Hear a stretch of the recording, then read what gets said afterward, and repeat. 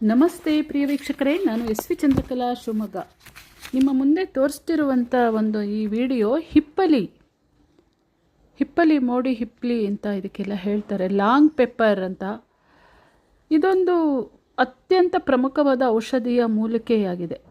ಇದು ವಾತ ಮತ್ತು ಕಫ ದೋಷಗಳನ್ನು ನಿವಾರಿಸುವ ಅದ್ಭುತ ಗುಣಗಳನ್ನು ಹೊಂದಿರುವಂಥ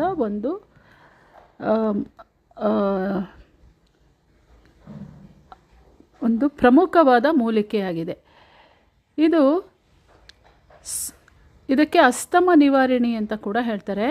ಇದು ಶ್ವಾಸಕೋಶದ ಕಾಯಿಲೆಗಳಿಗೆ ಅತ್ಯುತ್ತಮ ಔಷಧೀಯ ಮೂಲಿಕೆಯಾಗಿದ್ದು ಇದರ ಸೇವನೆಯಿಂದ ಉಸಿರಾಟ ನಿರಾಳವಾಗುತ್ತದೆ.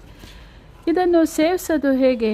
ಇದನ್ನು ನಿಯಮಿತವಾಗಿ ದಿನ ಸೇವಿಸೋದು. ಇದು ಹಿಪ್ಪಲಿ ಪುಡಿ ಮಾಡಿಕೊಂಡು ಇದನ್ನು ಜೇನುತುಪ್ಪದಲ್ಲೇ ಒಂದು ಅರ್ಧ ಚಮಚ ಜೇನುತುಪ್ಪದಲ್ಲಿ ತಿಂತಾ ಬರೋದ್ರಿಂದ ದೇಹದಲ್ಲಿರುವ ಒಂದು ಅನಾವಶ್ಯಕ ಅಥವಾ ಕೆಟ್ಟ ಕೊಲೆಸ್ಟ್ರಾಲ್ ಕರಗಿ ಕಫ ಅನಾವಶ್ಯಕವಾದ ಕಫ ದೇಹದಲ್ಲಿರೋದ್ರಿಂದ ವಾತ ಪಿತ್ತ ಇದೆಲ್ಲ ದೋಷಗಳು ಜಾಸ್ತಿ ಆಗೋದು ಅದೆಲ್ಲ ನಿವಾರಣೆ ಆಗಿಬಿಟ್ಟು ಇದು ಒಂದು ಗಂಟಲು ಮತ್ತು ಶ್ವಾಸಕೋಶವನ್ನು ಸದೃಢವಾಗಿರುತ್ತೆ. ಇದು ಸ್ವಲ್ಪ ಉಷ್ಣ ಆಗಿರೋದ್ರಿಂದ ಉಷ್ಣದ ಶರೀರ ಇರೋರು, ಪಿತ್ತ ಇರೋಂಥವ್ರು, ಆಮೇಲೆ ಗರ್ಭಿಣಿ ಬಾಣಂತಿಗೆ ಎಲ್ಲ ಸುತ್ಕಾರ ಅಂತ ಮಗುಗೆ ಇದನ್ನು ಹಾಕ್ತಾರೆ. ಗರ್ಭಿಣಿ ಇರೋರೆಲ್ಲ ಒಂಚೂರು ವೈದ್ಯರದ್ದು ಸಲಹೆ ತಗೊಂಡು ಇದನ್ನು ಸೇವನೆ ಮಾಡಬೇಕಾಗುತ್ತೆ.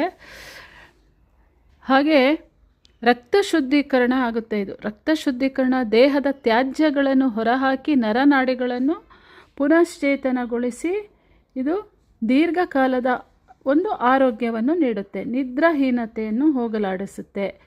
ಕೂದಲ ಆರೋಗ್ಯ ಸುಧಾರಿಸುತ್ತೆ. ತೂಕ ಇಳಿಕೆ ಮತ್ತು ದೇಹದ ಬೊಜ್ಜು ಕರಗಿಸುವಂಥ ಇಷ್ಟೆಲ್ಲ ಉಪಯೋಗ ಇರುವ ಈ ಹಿಪ್ಪಲಿಯನ್ನು ನಾವು ನಿತ್ಯ ಬಳಸೋದ್ರೊಳಗೆ ಏನು ತಪ್ಪಿಲ್ಲ. ನೋಡೋದ್ರಲ್ಲ ಪ್ರಿಯ ವೀಕ್ಷಕರೇ, ನನಗೆ ಗೊತ್ತಿರುವಂಥ ಸಂಕ್ಷಿಪ್ತವಾದ ಒಂದು ಮಾಹಿತಿಯನ್ನು ಹಿಪ್ಪಲಿ ಬಗ್ಗೆ ನಾನು ನೀಡಿದ್ದೀನಿ.